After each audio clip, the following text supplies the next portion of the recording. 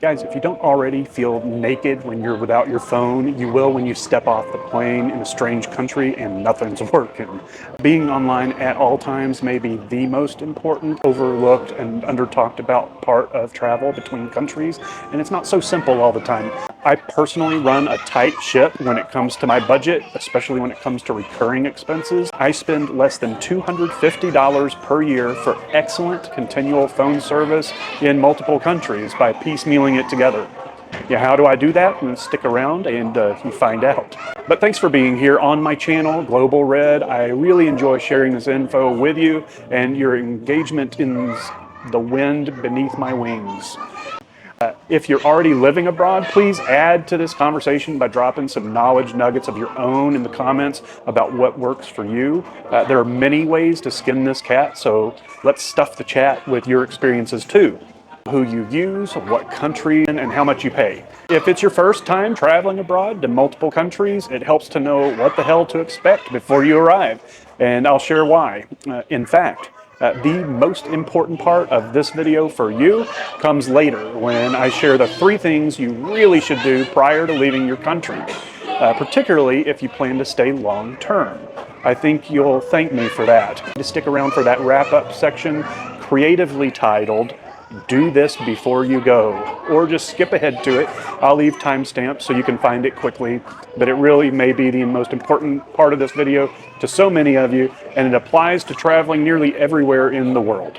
But first we'll hit eSIMs and when they're the most appropriate, then briefly touch on Thailand and Vietnam cell service before hitting that wrap up.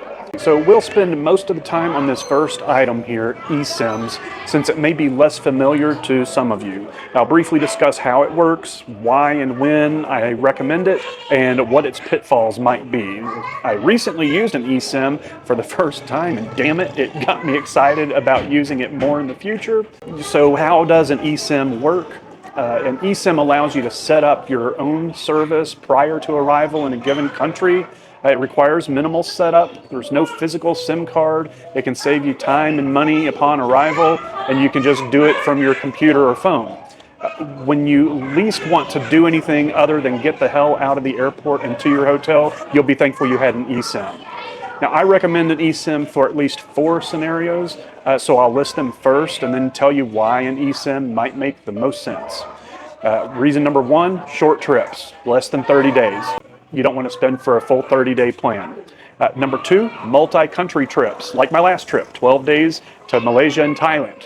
Number 3, bounce around nomads or explorers, constantly traveling from country to country. And just a little more on this one, an example of this would be, if you spend a week in Kuala Lumpur, Malaysia, 2 weeks in Bangkok, Thailand, and 3 days in Singapore, you can set up a new service every time you get off the airplane, or there may be an all-encompassing eSIM package that includes all the places I mentioned, and there is, and that's exactly what I used last time. So more on who I used and what I paid in a moment. But number 4, and most importantly, I definitely recommend an eSIM now for anyone who's visiting a new country for the first time, just to at least get you started for a week or 2 until you get set up on something more permanent. When my sister comes out to visit for a few months next year, this is what I'll be getting her set up on.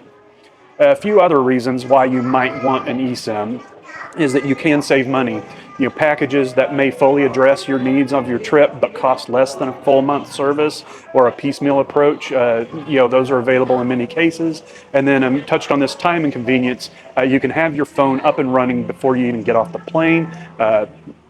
You can pay, set up a start date, and download your phone before arrival. And then when you get off the plane or when you land, you exit airplane mode and finish a few steps as soon as your plane hits the ground. So, and these are long flights sometimes, and you want it to all be over. So the last thing you want to do is spend a few extra steps at an airport to get your cell phone set up if you don't have to. And this buys you time to get your permanent number elsewhere later that week or later that month. The downside of an eSIM, or maybe better, what I don't recommend an eSIM for, is this may not save you money over using a primary full-time service provider for months at a time. I'll give you an example in just a moment. But they could be price competitive in some instances based on your needs. Also, most eSIMs are data only, so they don't come with a local phone number by default, which is generally not needed in the 4 recommended scenarios I just talked about. But you do need a local phone number if you're signing a lease, for example, or setting up your utilities, or just generally staying longer term. You can get an eSIM with a local number through some plans and providers. You would just expect to pay more, and so then it becomes more affordable often to just go with a standard local service plan. As I mentioned, I use an eSIM for the first time on my last trip. The company I used was Nomad. It was highly rated with competitive pricing, and the package I set up was a 3-country package: Thailand, Malaysia, and Singapore. I only had to set it up once when I landed in Malaysia. I activated it from the runway, and I didn't have to do anything else when I arrived to Thailand or when I returned back to Malaysia before I headed back to Vietnam. The setup instructions are simple and quick, just a few minutes. I spent 5 to 10 minutes setting it up at the airport in Vietnam before I left, and 2 minutes on arrival. And the service, it's worked very well. So I will definitely be doing this again. My plan that I chose was $22 US, and it included 20 gigabytes of total data to be used within 30 days. My trip was 12 days, so 20 gigabytes was plenty, but a little light for me for 30 days. So much better service in both countries than I would say Hotlink by Maxis, which is what I used for my previous trip to Malaysia and Thailand. Definite upgrade there. And honestly, if that service wasn't so frustratingly subpar, I would not have even attempted an eSIM this last time. So I'm super glad in hindsight. You do learn a lot by trial and error when you live abroad, and it always gets me excited when I find ways to simplify my life. But at the time, I was pulling out my ginger hair for sure. So anyway, that wraps up the eSIM option. Next, I'm going to talk briefly about Thailand and Vietnam cell service. And please note, this is part of my Vietnam series where I share what life is like living permanently between, primarily these 2 countries. So hit up that playlist for more related content. And if you're still watching, throw me a thumbs up and help me out with that YouTube algorithm. Okay, so Thailand first. For Thailand, I recommend AIS. The service is exceptional. It's everywhere, and it may be the gold standard for self-service in Thailand and still very affordable. It is a prepaid service for tourists, right? You pay, give or take, $30 US per month. There's too many plans to list here, right? But you can keep your phone number active for up to a year without using it. So when you're out of the country for a month or 2, the only thing you have to do is you top off, aka add money, every month, even if it's just 10 or 20 baht, which is less than 75 cents US, to just keep that active month to month. I set up a calendar reminder so that I remember when I'm not in the country. You can use the app and pay with credit cards. So super simple. Locally in Thailand, you can top up at a 7-Eleven, which is the most versatile convenience store in the world. There's a few ways you can get set up with AIS. Number 1, you can get AIS or another carrier at the airport, but I don't recommend that. Airport specializes in tourist packages, which can cost more in general, and you will pay a convenience premium. So for the exact same plan, you can pay less at an actual AIS store.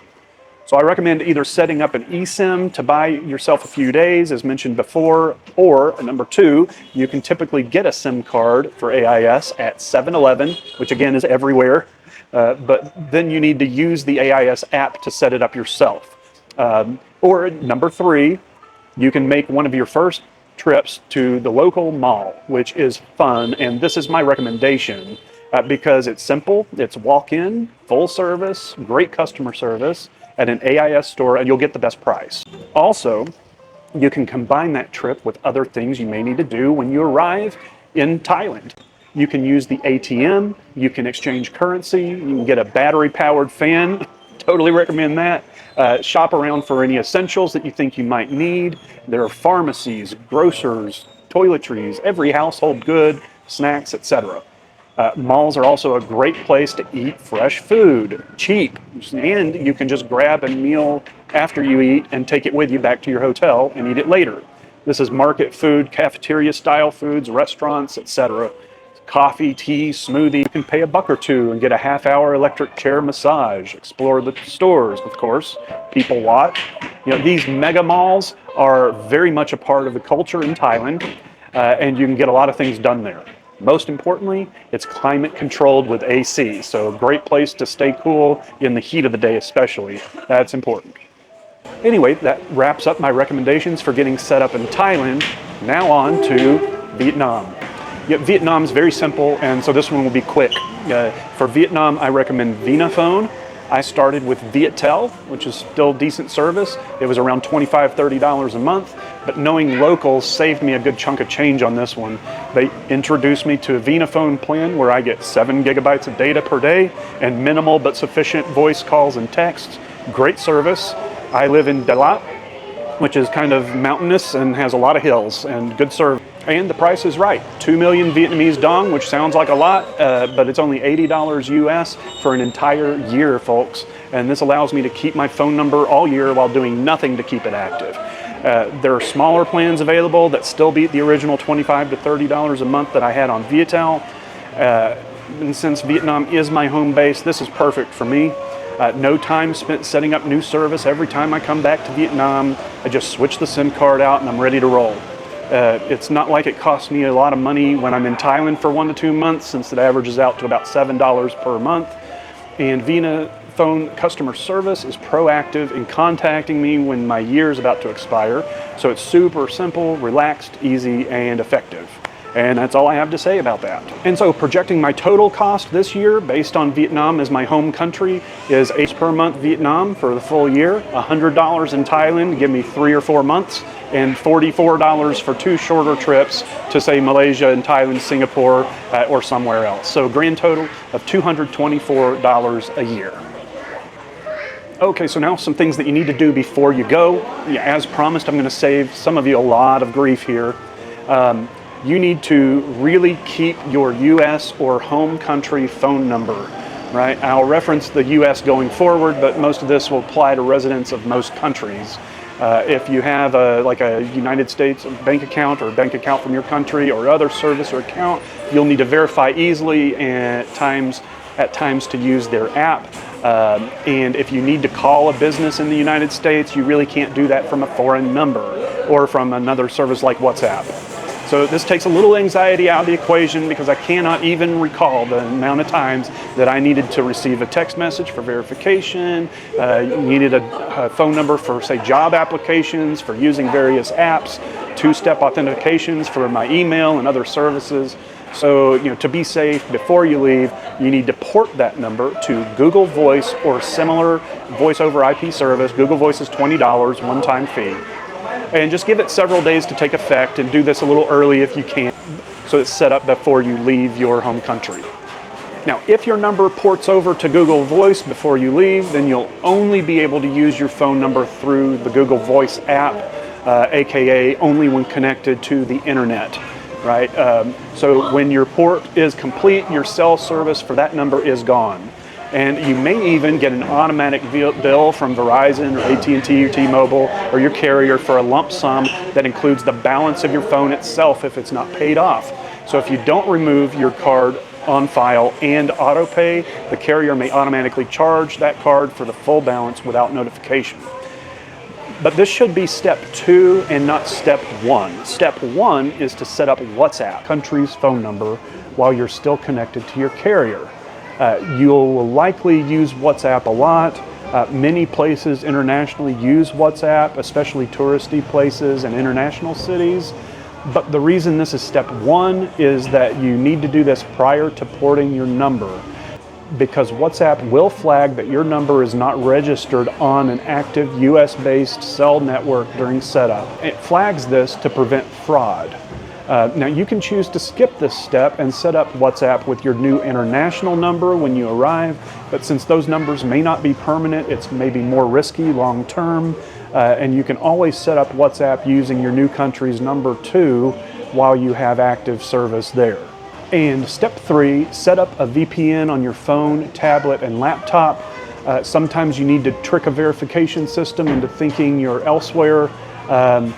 As a US citizen, I have Disney Plus, HBO Max, Netflix, ESPN Plus, Amazon Prime, and a few others. And all of these will either give you different offerings based on the country you're in, or they give you no option at all, and you cannot use them.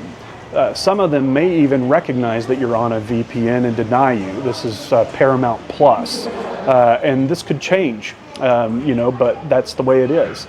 Applying for certain jobs, ironically, checks to see where you're applying from. Google searches and advertising can be tailored to your local country, but maybe you don't want that. Or you may need to make Google Voice calls. I had to call my US bank and I needed to have Google Voice set up with a VPN on. So sometimes you need to make sure it's on, and then sometimes you have to make sure it's off or the service won't work.